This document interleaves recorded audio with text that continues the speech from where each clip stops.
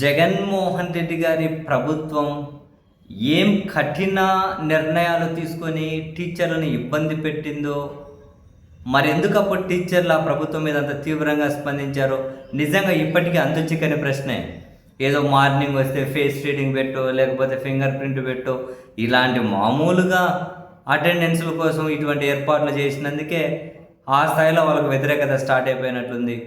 Morning late వచ్చినా 5-10 నిమిషాలు late వచ్చినా ఎట్లా ఇబ్బంది అవుతుంది కదా అని 10 నిమిషాల గ్రేస్ పీరియడ్ ఉండే.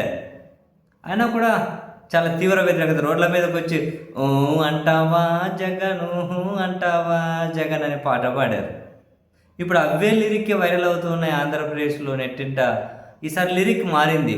ఊ అంటావా టీచర్, ఊహు అంటావా టీచర్. లిరిక్ బాగుంది కదా. దేనికోసం? ఆంధ్రప్రదేశ్ ప్రభుత్వం విద్యాశాఖ కొన్ని కఠిన నిబంధనలు విడుదల చేసింది టీచర్ల కోసం.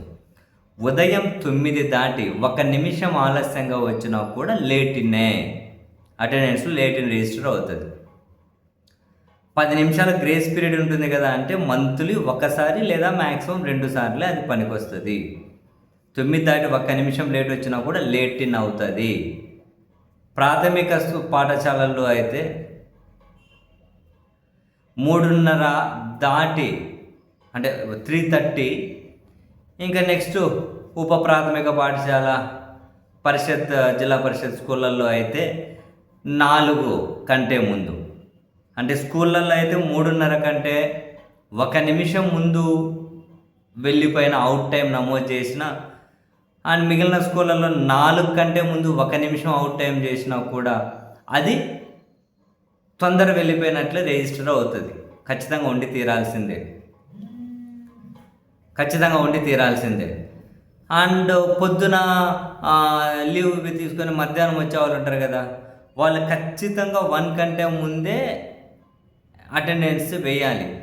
1 తర్వాత 1 నిమిషం లేట్ వేసినా ఆ రోజు అంతే లేటే.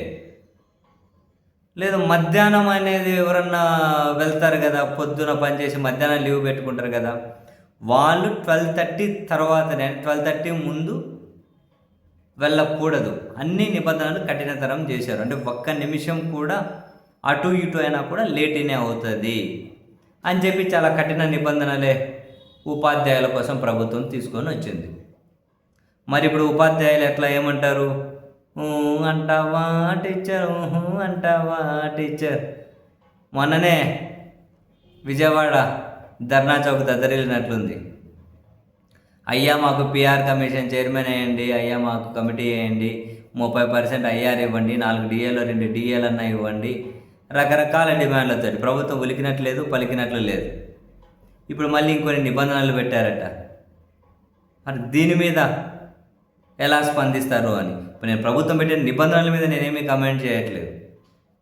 ఇట్లా ఏమీ కఠిన నిబంధనలు అమలు చేయకపోయినా కూడా ఇంతకుముందు ప్రభుత్వం మీద అంటావా జగన్, అంటావా అని పాట పాడారు, మరి కొడుతూ కళలు ప్రదర్శించి.